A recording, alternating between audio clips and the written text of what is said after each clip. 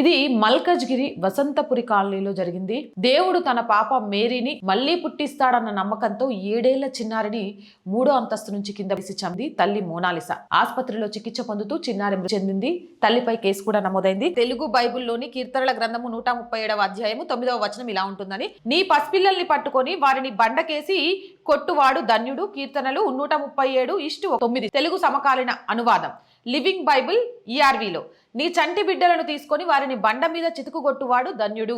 కీర్తనలు 137:9. ఇలాంటివి అసలు ఎలా పాటిస్తారు? కన్న కూతుర్ని ఎలా చంపుకుంటారు? ఏదైనా కానివ్వండి, అది భార్యాభర్తల మధ్య వివాదమా లేకపోతే మతం మీద మూఢనమ్మకమా అనేది పక్కన పెట్టేస్తే 9 నెలలు మోసి ఆ బిడ్డను కనడానికి ఆపసోపాలు ఎన్ని కష్టాలు పడుతుందో ఒక తల్లి, అలాంటి తల్లే కర్కశంగా ఎలా మారుతుంది? ఇలాంటి మత ప్రచారకురాలు, ఇలాంటి మత ప్రచారకురాలు ఉన్న మతానికి సంబంధించి శాంతి మతమని, ఆ మతాన్ని నమ్ముకుంటే ఇలా శాంతిగా బ్రతికేస్తారు, కోపాలు తాగుళ్ళు అన్ని బంద్ అవుతాయని హిందువులను మతం మారుస్తుంటే మారిపోతున్నారు చూడు హిందువులు. అది మన కర్మ.